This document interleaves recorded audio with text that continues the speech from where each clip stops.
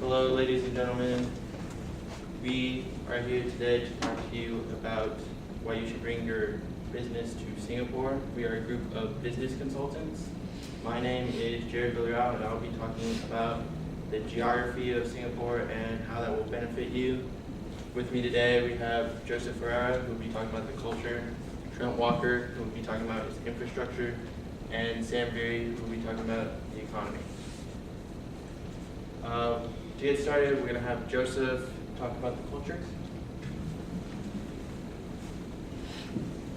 Okay, so in Singapore, like Jared said, my name is Joseph Herrera, and I'm going to be talking about the culture in Singapore. I have a degree in international business with 5 years of living in Singapore, and in these 5 years I've done extensive research on the culture of Singapore.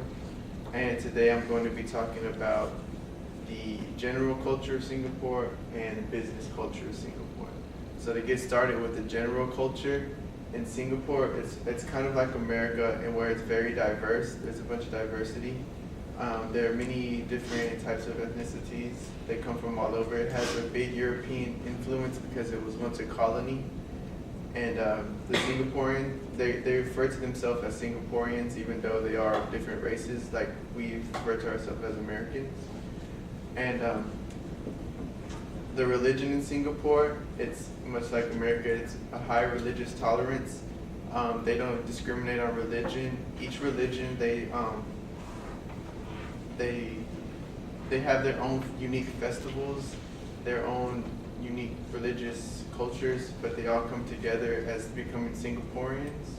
It's more, you can see this more in the youth today in Singapore today, that they take from all different types of cultures and create more of our own culture of Singapore.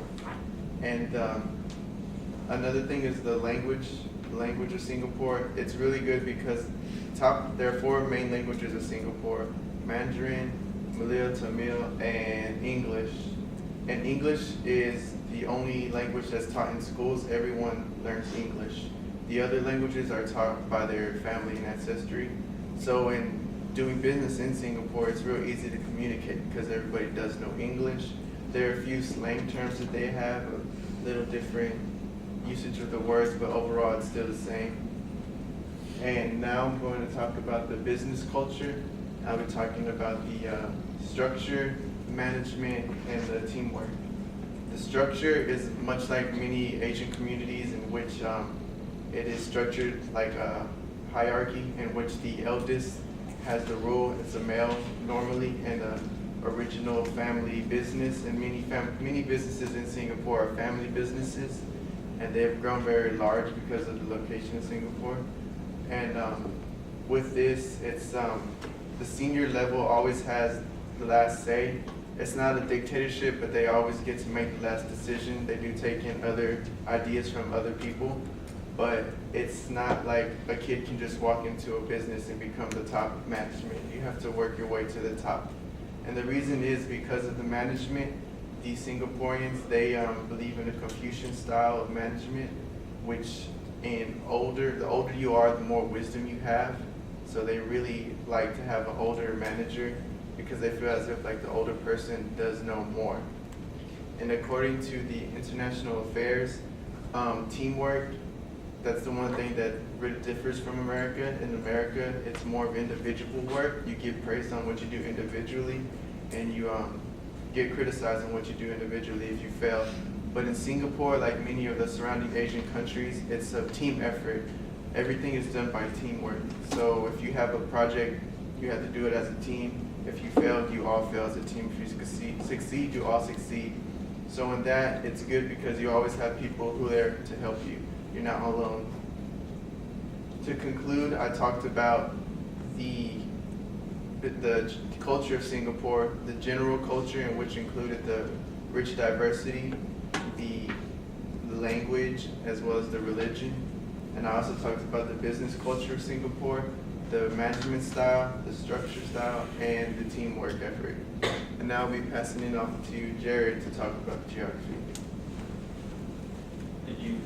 Like I said earlier, my name is Jared Villarreal, and I have been a cartographer for the past 10 years and studied mainly on Singapore. Today I'm going to talk to you about the location and its advantages, general characteristics of Singapore, and the climate.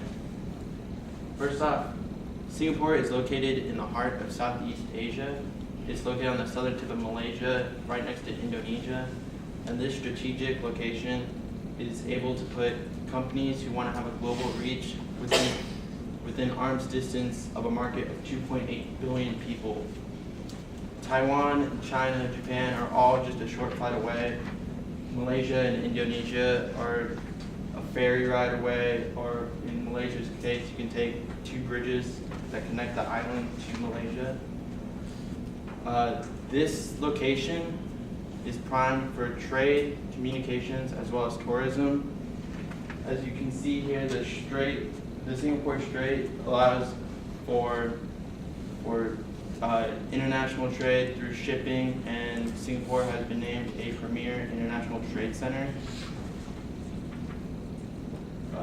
Just some general characteristics about Singapore. Singapore, the main island, is 646 square kilometers, which is approximately the size of Chicago, but there are also several smaller islands that consist of Singapore. The main island consists of low rounded hills, which are beautiful for those who want to visit, as well as easy to build any offices or factories that you may need. There's also a water reservoir in the center of Singapore, which provides fresh water for those who live there. In the southwest region of the island, there are low ridges, which are where most of the ports consist of, because it's easy for ships to dock there. And in the east and southeast region, it's very flat, which is ideal for factories. There's also streams that go from the hills to the ocean, which provide lots of areas for people to go and relax at. They're very beautiful to look at. According to GuideMeSingapore.com, Bukit Tika is the main mountain, but it's more like a hill, really. It's the highest point on the island. It's 545 feet, and Singapore Strait is the lowest at 0 feet. It's right next to the water. The climate of Singapore is very warm and humid. It's usually 73 to 88 degrees throughout the year. It offers a lot of time to sunbathe or go swimming or do other water sports, which not only is good for tourism, but if you're moving your company there and expanding and you want to have your own people go and be a part of that expansion, it's very ideal. More people would want to go there than other places because it is a great place to do this. During November through January is the monsoon season, and there's consistent rain, but it's very short. It's hard rains, usually sudden, but many of the people that live there find it brief and actually refreshing. And it's just one of those great experiences where you're just going throughout your day and it just rains for like 10 minutes. It really downpours and then it's over. So today I talked about the location and its advantages compared to other places in that area. The fact that it's a premier international trade center. I talked about the general characteristics of the main island as well as the climate. And I'm now going to pass it over to Trent, who will talk about the infrastructure. Hi, I'm Trent Walker. I've been an infrastructure consultant to the Singapore government for 10 years now. And I'm going to talk about the 2 most important parts of infrastructure, and that is traveling and communicating. So the first thing you have to do is you have to get to Singapore. And when you fly to Singapore, you're probably going to land at the Changi Airport. And this airport is one of the largest in the world. Over 100 airlines are serviced here, and with 6,100 flights a week that go to 220 different cities around the world and over 60 countries around the world. Also, another way to get there is by boat. They also have a large shipping industry, so that will go through the Port of Singapore, which is the 2nd largest port in the world in terms of tonnage shipped. It's also the busiest port in the world and the busiest refueling station, and that's mostly because of its location. Anything going from east to west has to pass in Southeast Asia. So most people when you're moving around in Singapore are going to go by foot or by bike because cars there are very expensive. Only 1 in 10 people have cars in Singapore, and that's according to singstat.gov. This is because having a car there is very expensive. Another way to get around in the city is using taxis. Taxis are very popular, and the fares are really cheap because of that. That's according to the Land Transport Authority. So between foot, bicycle, and taxis, most people don't need a car. There's also something called the Mass Rail Transit System, and that gets you from city to city, and it's locally connected by a smaller train. So here is a picture of one of the islands and the train system on it. In the 70s and 80s, according to Nation's Encyclopedia, there was a steep increase in the number of privately owned vehicles in Singapore. And it's a very small country, so the roads got very trafficky really quickly. Pollution increased a lot, and the government wanted to stop that. So they made it so that to own a car, you have to have something called a certificate of entitlement, and that makes cars really, really expensive in Singapore. But that's not a problem because of this train system. So the government built the train system and is charging people for the cars, and it's kind of a compromise. So when communicating in Singapore, telephones used to be a problem because it's a nation of islands, obviously, and having a landline is a problem because of the water. So they built underwater telephone lines. And those go between all the islands in the nation, and they also connect to Malaysia, the Philippines, and Indonesia. Also, there is 132% mobile penetration rate in Singapore, and that means that almost everyone has a cell phone, and a lot of people in Singapore have multiple cell phones. So everyone communicates very well there. Also, there was a government program called Singapore One, and it was meant to integrate broadband throughout the country. So according to Factbook Singapore, 99% of the country has access to broadband internet, and that's, as most people know, the faster internet as compared to dial-up, which a lot of countries are still stuck with. So there was another government program called Wireless at SG, and that actually created a nationwide Wi-Fi system, and there are 460,000 subscribers to that and 4,200 hotspots across the country. And that makes getting Wi-Fi access in Singapore very easy. So now that I've talked about all the ways to travel in Singapore and all the different ways to communicate, I'm going to pass it off to Sam to talk about the economy. Hello everyone, my name is Sam Leary. I've been an economist at Wells Fargo Bank for the past 3 years, and I'm here today to tell you about why we should do business in Singapore.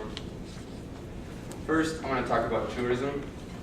I'm going to talk about tourism. Secondly, I'll be talking about the large role that imports and exports play in Singapore's economy. And thirdly, I'll be talking about the overall strength of the economy and why it will help us do business there. Starting off with tourism, according to CSNBC, in 2005, Singapore legalized gambling in hopes of increasing tourism, and it really worked. Today, just 7 years later, they now have the second biggest gambling market in the entire world. They also had 10.2 million tourists last year, and on top of that, their tourist spending went up 10% and is also expected to go up another 10% next year. Moving on to imports and exports, Singapore is the 14th largest exporter in the world and the 15th largest exporter in the world. Their manufacturing is 27% of their GDP, significant the importance of exports in their economy. That's according to tradingeconomics.com.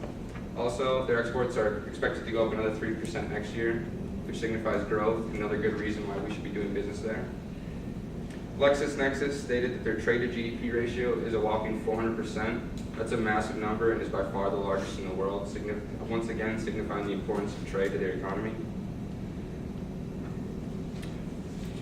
Moving on to the overall strength of their economy, according to CSNBC, they are ranked, Singapore's economy is ranked the second freest economy in the entire world, only behind Hong Kong, and is also consistently ranked one of the least corrupt countries in the world.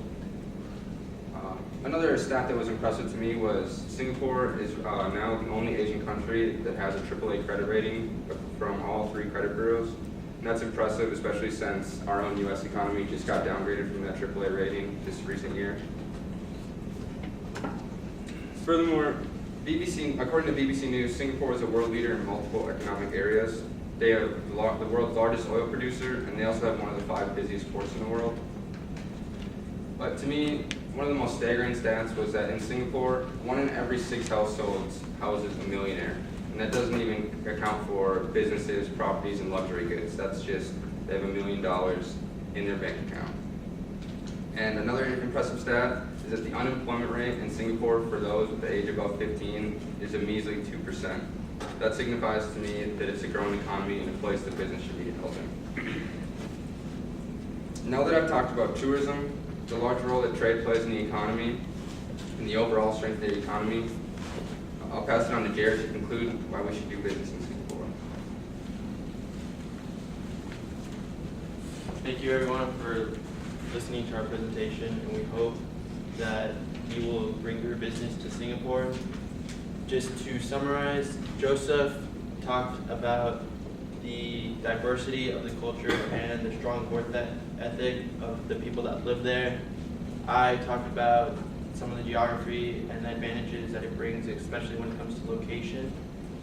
Trent talked about the infrastructure and the easy availability to get around throughout the island and the surrounding islands, as well as Indonesia and Malaysia, and the availability of communications like Wi-Fi and broadband.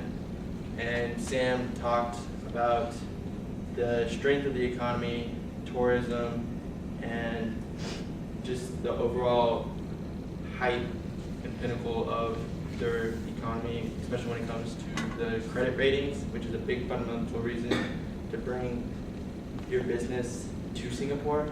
And with that, we'd like to open up with any questions.